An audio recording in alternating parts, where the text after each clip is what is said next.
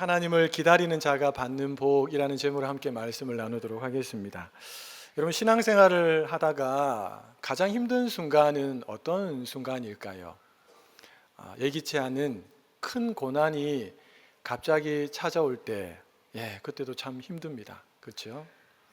그리고 믿었던 성도와 뭔가가 좀 잘못돼서 관계가 틀어질 때, 그때도 너무 힘듭니다. 너무 힘들어서 견디다 못해서 내가 저 사람과 하나 되지 않는다면 내가 떠나가야 되겠다라고 생각하고 교회를 옮기는 경우도 있습니다. 또 어떨 때는 내 의지와는 전혀 상관없이 먼 지역으로 이사를 하게 되면서 정들었던 교우들, 또 교회와 이렇게 작별을 하게 될 때 참 심적으로 되게 많이 힘이 들지요. 기도하는 분들에게 언제가 가장 힘듭니까? 라고 이렇게 물어보면 10명 중에 9은 이렇게 대답합니다. 기도는 쉬지 않고 하는데 아무런 일이 제 삶 가운데 일어나지 않을 때, 하나님이 안 들으시는 것처럼 그렇게 느껴질 때, 그때가 가장 힘이 듭니다 라고 이렇게 대답합니다. 문제는 해결되지 않고 하나님의 침묵은 계속해서 진행되고 있고, 그때 너무너무 힘들죠. 아마 이 자리에 계신 분들은 다 기도하시는 분들이라서 하나님께서 의도적으로 이런 시기들을 아마 인생의 곳곳에 배치해 놓으셨다가 그런 경험들을 하신 분들이라고 저는 생각합니다. 물론 지금 그 상황을 지나가고 있는 분들도 계시리라고 생각합니다. 이때 대부분의 사람들은 두 가지 중에 하나를 선택합니다. 하나는 기다림을 포기하는 것입니다. 기도해봤자 소용없더라 이러면서 기다림을 포기하고, 또 다른 하나는 하나님 대신에 다른 방법을 찾는 것입니다. 점집에도 갑니다.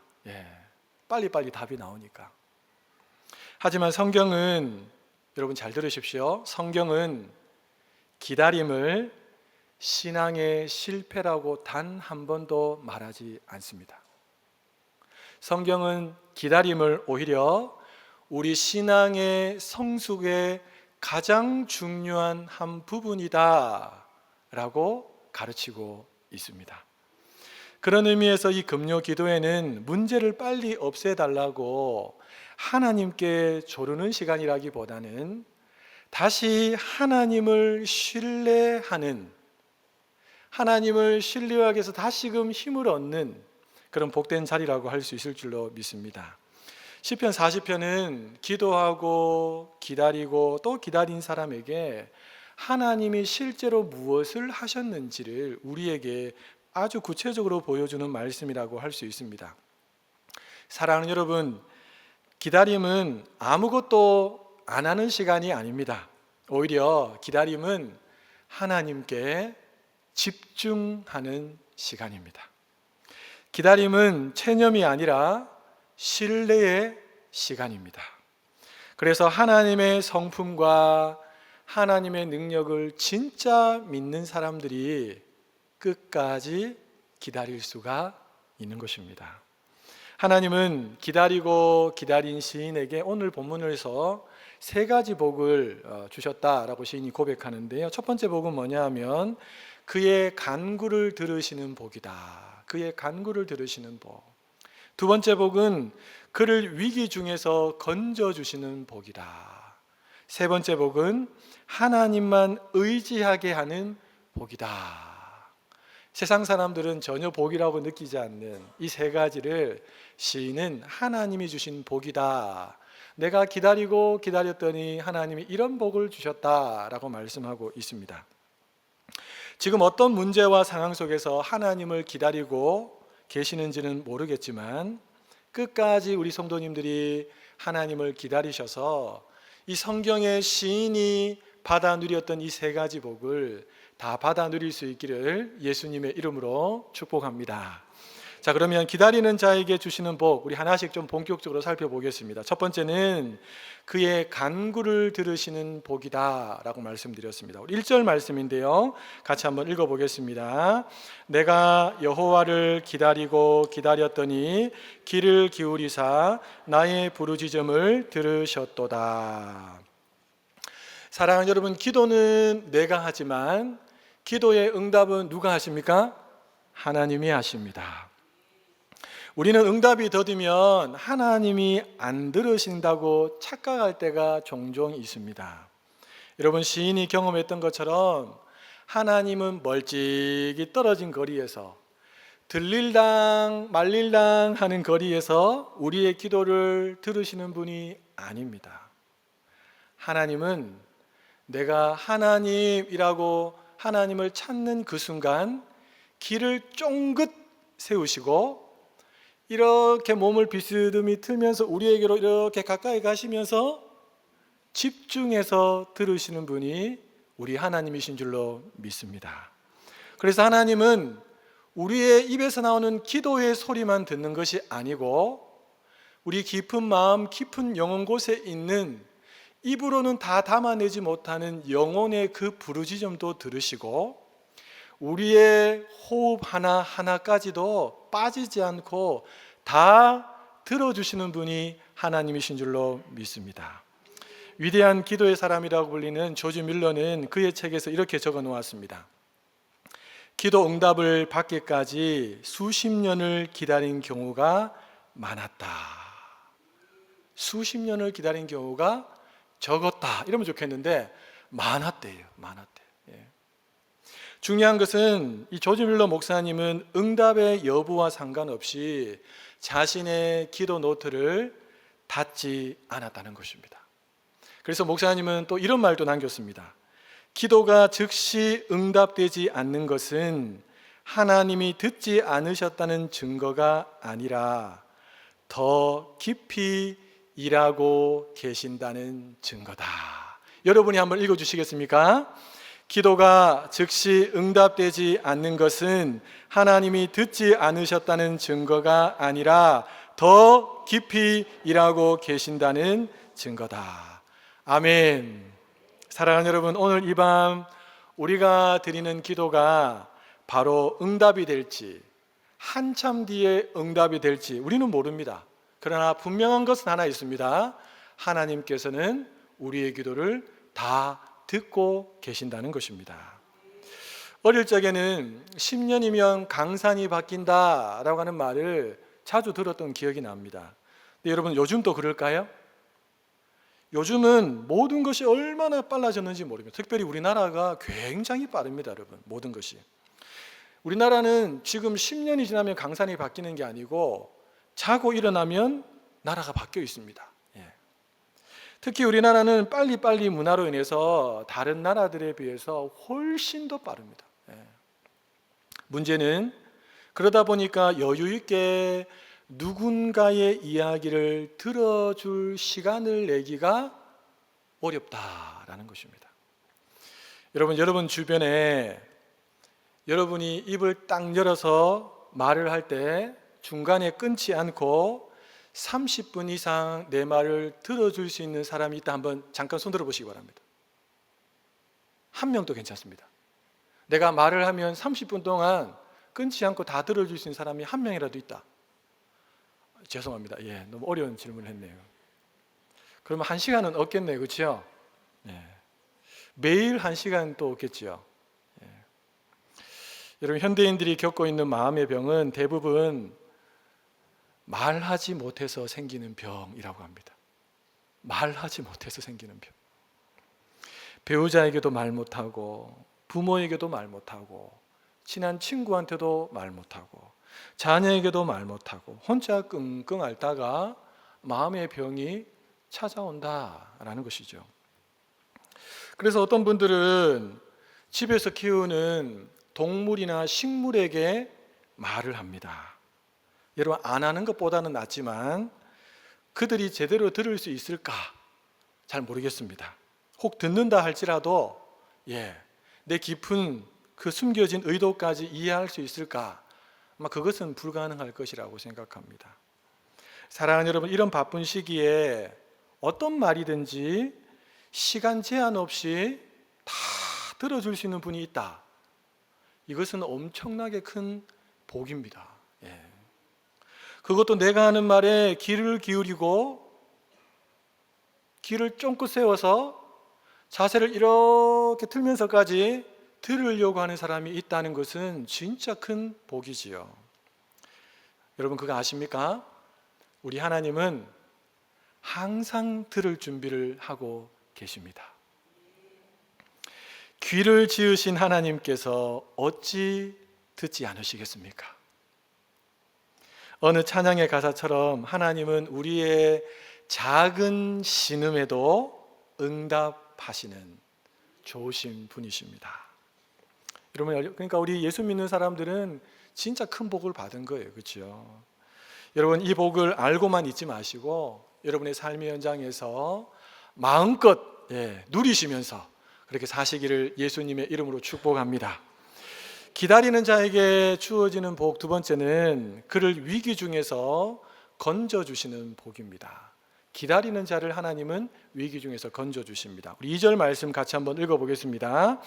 나를 기가 막힐 웅덩이와 수렁에서 끌어올리시고 내 발을 반석 위에 두사 내 걸음을 견고하게 하셨도다. 지금 시인은 기가 막힐 웅덩이와 수렁에 던져져 있습니다. 위기 가운데 던져진 것이죠. 이런 메시지 성경을 제가 들여다보니까 이것을 시궁창, 진흙탕이라고 번역했습니다. 그곳에서 시인은 자신을 건져주실 하나님을 바라보고 기도하고 기다렸던 것입니다. 매일매일 순간순간 죽을 것 같은 삶, 숨이 막혀오고 가슴은 답답하고 빛이라고는 한 줄기도 찾아볼 수 없는 그 막막한 상황 속에서 시인은 오로지 하나님께 시선을 고정하고 기도했습니다. 그리고 기다립니다. 또 기도합니다. 또 기다립니다. 눈을 뜨고 일어나면 감당해야 될 일들이 산더미처럼 쌓여 있습니다. 매일매일 살얼음 위를 걷는 것처럼 두려운 마음, 초조한 마음이 삶 속에 있습니다. 시인은 하나님만을 바라봤고 하나님만을 기다립니다. 그런데 이게 웬일입니까? 여러분, 상황이 더 좋아지기보다 더 나빠지기 시작합니다. 이제는 죄인이라는 오명도 뒤집어 쓰고 언제 죽을지 모르는 두려움 가운데 더 짓눌리게 됩니다. 활동 공간은 이전보다 훨씬 더 좁아집니다. 먹고 마시는 것은 더 형편이 없어집니다. 누구 하나 도와줄 사람도 없고 자신을 기억해 주는 사람도 단 한 사람도 없습니다. 철저하게 고립입니다. 그럼에도 불구하고 시인은 하나님께 기도하고 기다리고 또 기다립니다. 기가 막힐 웅덩이와 수렁 속에서 눈물로 밤을 지새우기도 하고 자신의 상황을 뒤돌아보니까 억울하기도 하고 화가 나기도 합니다. 또다시 마음을 가다듬고 하나님께 기도하고 또 기다리고 또 기다립니다. 하나님께서 나를 잊어버린 것처럼 느껴져서 마음이 완전히 무너져 내리던 어느 날, 그 유명한 갑자기 은혜가 임한 것입니다.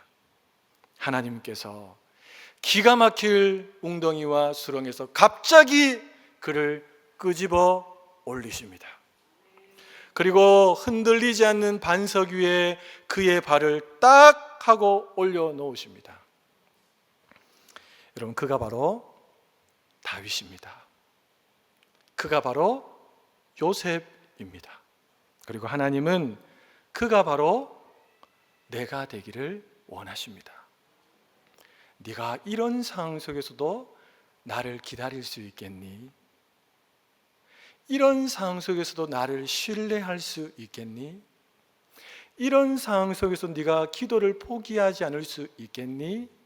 하나님이 끊임없이 기다리고 기다리는 우리에게 질문을 던지십니다. 나치 수용소에서 가족을 다 잃어버렸던, 제가 설교 중에 몇 번 소개를 해드렸던 코리 텐 붐 여사는 훗날 이런 고백을 했습니다. 우리는 왜 그곳에 있어야 하는지 몰랐습니다. 하지만 하나님은 처음부터 끝까지 알고 계셨습니다. 처음부터 끝까지 다 알고 계셨습니다. 여러분, 나치 수용소에서 자신의 가족들 한 사람이 끌려가서 죽는 것을 이 코리 텐 붐 여사가 다 지켜봤습니다. 얼마나 두려웠을까요? 매일매일 죽음 곁에서 지냈습니다. 예. 그리고 자신의 주변에는 온통 두려움에 휩싸인 사람들밖에 없었어요.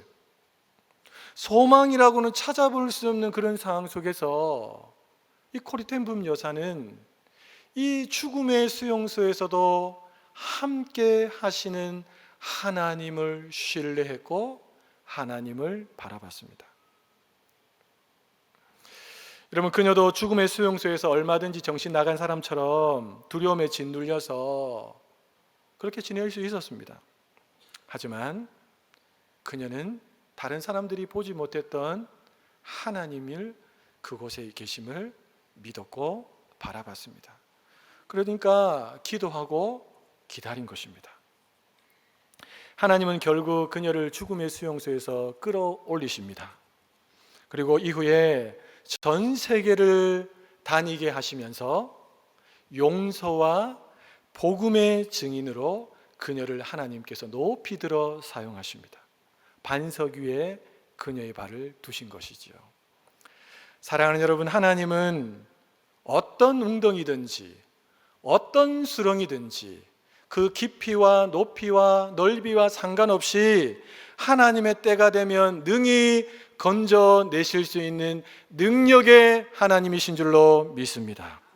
그리고 하나님은 끌어올리시고 끝이 아니라 반석 위와 같이 아예 차원이 다른 자리로 옮겨 놓으시는 분이 우리가 믿는 하나님이심을 여러분 믿으시기를 예수님의 이름으로 축복합니다. 이 좋으신 하나님을 기대하며 끝까지 기도의 자리를 사수하시는 우리 성도님들 한 분 한 분 되시기를 예수님의 이름으로 축복합니다. 기다리는 자에게 주어지는 세 번째 복은 하나님만 의지하게 하는 복입니다. 우리 3절과 4절 말씀을 같이 한번 읽어보도록 하겠습니다. 새 노래 곧 우리 하나님께 올릴 찬송을 내 입에 두셨으니 많은 사람이 보고 두려워하여 여호와를 의지하리로다. 여호와를 의지하고 교만한 자와 거짓에 치우치는 자를 돌아보지 아니하는 자는 복이 있도다. 아멘. 제가 이 말씀을 메시지 성경으로 다시 한번 읽어드리겠습니다. 주께서 새로운 노래 우리 하나님께 드릴 찬양을 가르쳐 주셨다. 이를 보고 점점 더 많은 사람들이 그 신비 속으로 들어가 하나님께 자신을 맡긴다. 하나님께 자신을 내어드리는 그대, 세상 사람들의 확실한 것을 등지고 세상 사람들이 숭배하는 것을 무시하는 그대는 복이 있다. 그러니까 하나님께 의지한다, 하나님을 의지한다라는 것을 지금 이 메시지 성경에서는 하나님께 자신을 다 맡겨드린다, 자신을 다 내어드린다라는 것으로 유진 피터슨 목사님께서 그렇게 새롭게 번역을 하셨습니다. 제가 어릴 적 우리 아이들을 데리고 수영장에 간 적이 있습니다. 아이들이 대부분 물을 좋아하는데 또 물을 무서워하는 경우도 많습니다. 아이들에게 이제 물에 대한 공포심을 없애주기 위해서 몸에다가 작은 튜브를 이렇게 딱 끼우죠. 그리고 그 튜브를 제가 손으로 잡고 수영장 이곳저곳으로 다니면서 이제 아이들과 함께 물에 대한 공포증을 없애줍니다. 그러면 얼마나 좋아하는지 모릅니다. 마치 자신의 힘으로 떠다니는 것처럼 느끼는 거죠, 그렇죠? 그렇게 물에 어느 정도 적응이 된 다음에 그 옆구리에 끼어있는 튜브를 뺍니다. 그러면 순간 몸이 물속으로 쑥 하고 빨려 들어가는 것을 느끼면서 아이들이 두려움을 느낍니다. 두려움을 느끼는데 반응이 뭐냐 하면 말은 못하고 순간적으로 손에 모든 힘을 주고 저를 꽉 이렇게 붙잡습니다. 안 빠져들어가려고. 그렇죠? 그럼 제가 이렇게 말합니다. 아버지가 잡고 있다. 괜찮다. 힘 빼라. 그래도 힘을 안 뺍니다. 꽉 잡고 있습니다. 그리고 어느 순간 손에 힘을 이렇게 뺍니다. 제가 잡고 튜브 없이도 다닐 수 있다는 것을 보여주는 거죠. 그리고 좀 더 컸을 때 제가 수영장 안에 먼저 들어가 있고 수영장 바깥에 있는 아이들을 부릅니다. 그럼 아이들이 제 앞에까지 탁 오거든요. 어느 정도 왔을 때 제가 이렇게 말합니다. 아들, 아버지한테로 뛰어들어와. 점프해. 이렇게 딱 이야기합니다. 여러분 곧바로 뛰어들어올까요? 아무도 곧바로 뛰어들어온 아이들이 없었습니다. 순간 멈칫합니다. 멈칫. 그리고 혹시라도 내가 뛰어 들어갔을 때 아버지가 나를 잡아주지 않으면 어떡하지? 그래서 내가 물에 깊이 빠져서 물을 먹으면 어떡하지? 라고 하는 두려운 마음 때문에 멈칫멈칫합니다. 그럼 제가 바깥 수영장 안에서 더 큰 소리로 말합니다. 아들, 뛰어! 아버지가 잡아줄게! 라고 말합니다.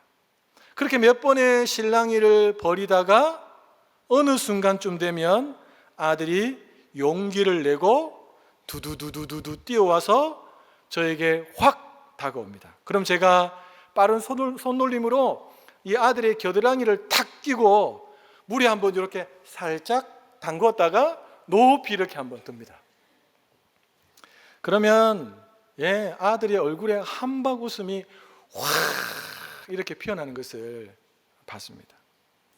여러분, 그렇게 몇 번을 하면 제가 아들 뛰어! 라고 말하지 않아도 제가 물속에 있는 것만 봐도 뛰어 들어옵니다. 내가 혹시 물속에 잠기더라도 아버지는 나를 건져주신다, 끌어올려 주시는 힘이 있다라고 믿는 것이죠. 여러분, 아들과 아버지 사이에 믿음이라는 것이 생긴 겁니다. 눈에는 아무것도 보이지 않습니다. 근데 믿음이라는 것이 생겼어요. 이 믿음이 생기니까 자기 몸 전체를 그냥 맡겨버리는 것입니다. 여러분, 이것이 바로 복입니다. 하나님께 나의 전체를 맡길 수 있는 것, 이것이 복입니다. 여러분, 더 놀라운 것은 뭔지 아십니까? 제 아들이 제가 수영장에 있을 때 저를 향해서 뛰어와서 와락 안기는 것을 보고 옆에서 구경하고 있던 다른 아이들이 뛰어 들어온다는 겁니다. 아, 저분은 뛰어 들어가면 잡아주시는갑다 라고 생각하고, 제 아들이 아닌데 제가 안 잡아줘도 되는데 뛰어오는 거 보면 안 잡아줄 수가 없습니다. 그러면 그 아이들도 한번 물에 살짝 담궜다가 이렇게 높이 올려줍니다. 오늘 시인이 그 이야기를 하고 있습니다. 내가 하나님께 기도하고 기다렸는데 하나님 나를 기가 막힐 웅덩이와 수렁에서 끌어올려 주셨습니다. 내가 이제 하나님 한 분만을 전적으로 의지하게 되었습니다. 그런데 내 주변에 있는 사람들이 나의 이 모습을 보고 그들도 하나님을 의지하겠다고 나서고 있습니다 라고 지금 말하고 있는 것입니다. 어떤 사람은 위기를 만난 후에 하나님 살려주세요, 하나님 살려주세요, 제발 좀 도와주세요 라고 기도합니다. 그리고 머릿속으로 하나님이 도와주시는 방법을 자기 머릿속으로 이미 다 계산을 해놓고 그려놓습니다. 그리고 그 방법이 하나님의 방법과 맞지 않으면 그것을 받아들이지 않습니다. 성경의 예를 한번 들어보겠습니다.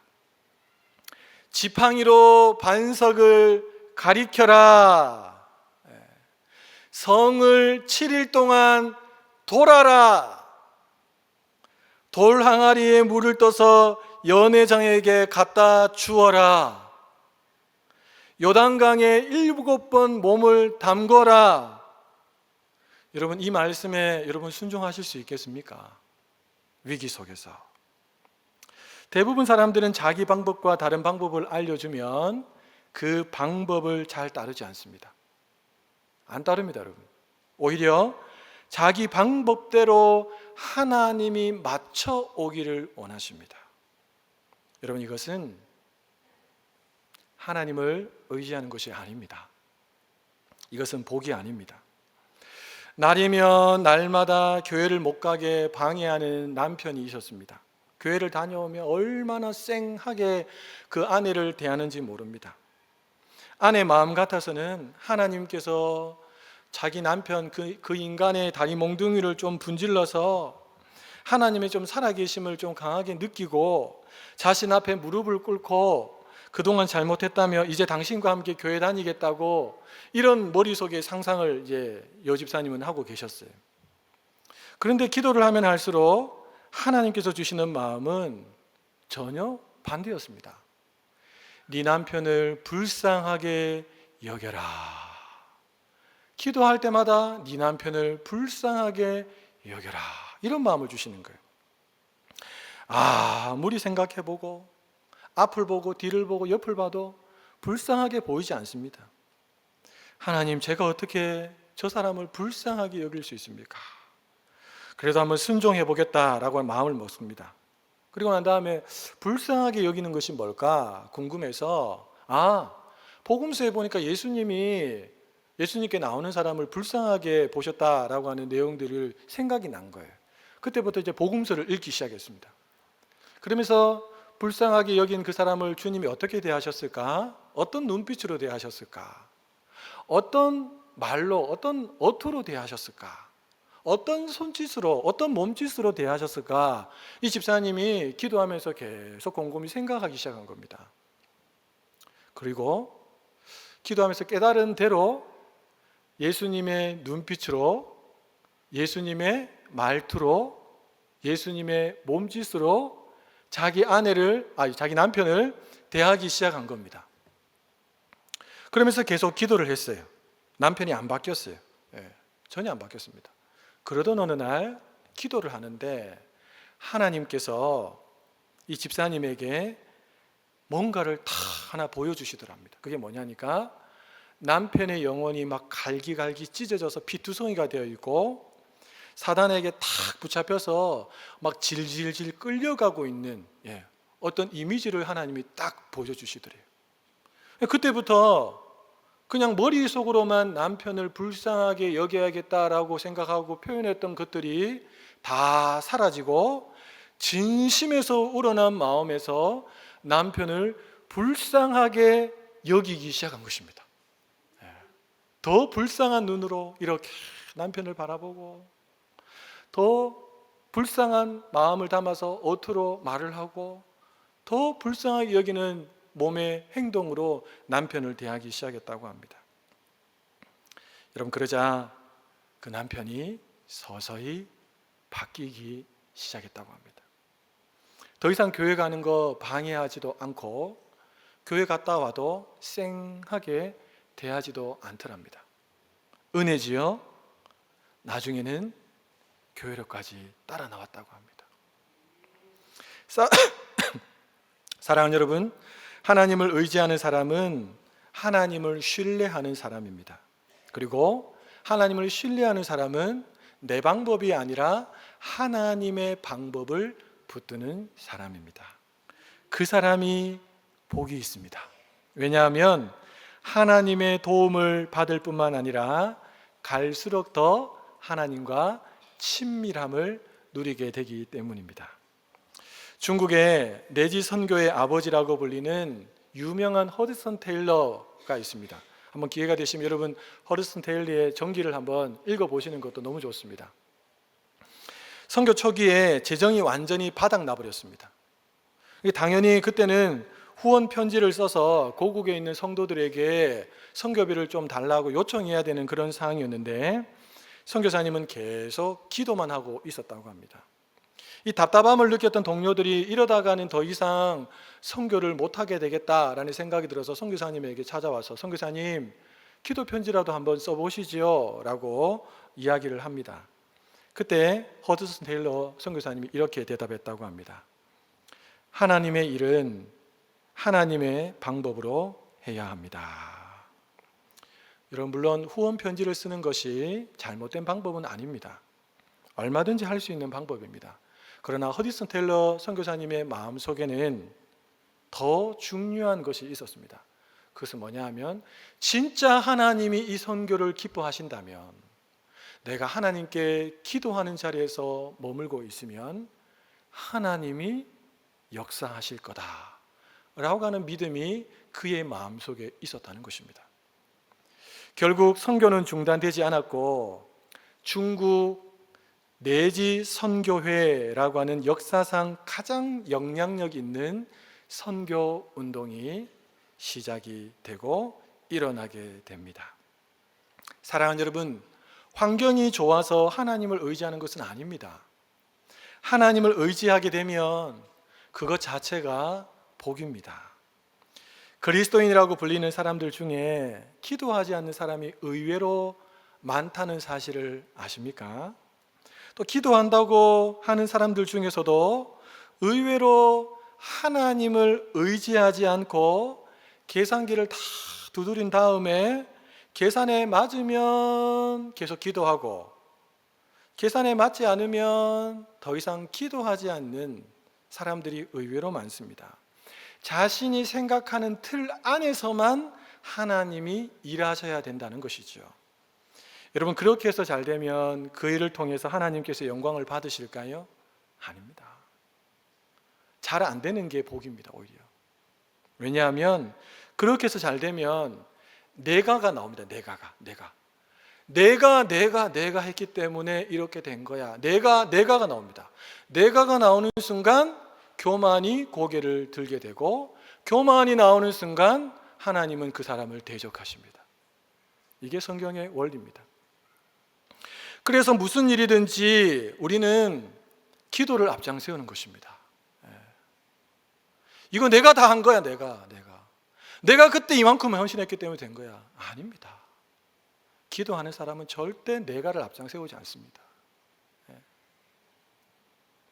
기도로 승부를 보는 사람은 절대로 내가를 앞장세우지 않고 하나님만 앞장세웁니다. 혼자 힘이 드니까 함께 기도하자고 기도의 사람을 초청합니다. 그리고 기도의 사람 한 사람을 더 기도의 자리에 끌어들이죠. 그럴 때 전지전능하신 하나님의 일하심을 혼자가 아니라 모두 다 함께 경험하게 되는 것입니다. 사랑하는 여러분, 우리가 시인처럼 기다리며 기도한다고 해서 무엇이 달라질까요? 내 안에 불안이 완전히 사라져 버릴까요? 순식간에 위기에서 건짐을 받을까요? 네, 그럴 수도 있습니다. 그러나 그렇지 않을 수도 있습니다. 저는 건짐 받는 것보다 더 중요한 것이 있다고 믿습니다. 그것은 더 깊고 긴 기도의 자리에서 내 심령이 가난해질 대로 가난해져서 순간순간 하나님의 은혜를 사모하는 심령으로 변화되어지는 것입니다. 내 믿음의 근력이 점점 더 강해지고 나에게 주어진 상황과 환경과 사람과 문제보다 하나님이 더 크게 보이고 그 하나님이 내 아버지시고 나를 사랑하시고 내가 잘 되기를 원하시고 내가 기도한 것보다 더 좋은 곳으로 응답하시는 분이라고 하는 확신, 그 확신을 가지게 되는 것, 그것은 잠깐 기도하고 응답받는 그 사람에게는 도저히 알 수 없는 확신입니다. 하나님은 기다리는 그 이유를 그 사람을 다듬으시고 빚으시고 하나님께만 순종할 수 있는 사람으로 만드시기 위해서 금방 줄 수 있지만 금방 주지 않으십니다. 정금과 같은 정말 0.01%의 불순물도 없는 깨끗한 하나님을 향한 마음을 가진 사람으로 만들기 위해서 하나님은 이 기다림의 자리로 때로는 깊이 몰아넣기도 하십니다. 그러니 우리 편에서는 기다림이지만 하나님 편에서 보면 우리를 향한 단련이고 우리를 더 깊은 하나님과의 친밀함의 자리로 이끄시는 축복인 것입니다. 여러분, 이 사실을 믿고 끝까지 기도하시고 끝까지 기다리시는 우리 사랑하는 성도님들 다 될 수 있기를. 그래서 영적인 얕은 수준에 머물지 말고 깊은 자리에 들어가서 살아계신 하나님, 능력의 하나님이 지금도 살아계심을 날마다의 삶 속에서 인정하고 누리며 살아가시는 우리 모든 성도님들 되시기를 예수님의 이름으로 축복합니다.